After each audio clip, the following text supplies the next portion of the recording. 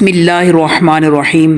طلباء و معلمین کے لیے اردو عربی تلفظ و تلفظ کا آغاز کیا گیا انتہائی اہم ویڈیو ہے۔ جو اردو کے طلباء ہیں یا اساتذہ کرام ہیں، اگر ان جو 8 ابواب بیان کیے جائیں گے یا 8 مصادر یا 8 وزن اوزان بیان کیے جائیں گے، ان کو صحیح طریقے سے اگر ذہن نشین کر لیا جائے گا تو انشاءاللہ اردو کے جو تلفظ ہیں وہ کافی حد تک بہتر ہو جائیں گے۔ تو ان کو آغاز اس سے پہلے یہ چند چیزیں ضروری ہیں۔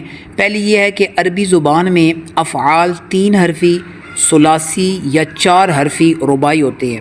یعنی جو افعال ہوتے ہیں وہ 3 حرفی ثلاثی ہوتے ہیں یا 4 حرفی جن کو رباعی کہتے ہیں یہ ہوتے ہیں۔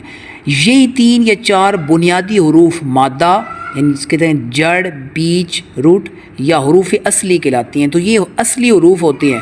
عربی کے اندر یہ بڑا ایک اہم چیز ہوتی ہے کہ اگر اصلی حرف کو پہچان لیا جائے کہ اس لفظ کا مادہ کیا ہے تو اس سے مادہ سمجھ میں جب آ گیا تو پھر اس سے جو الفاظ کا جو ترجمہ ہوتا ہے وہ بہت آسان ہو جاتا ہے۔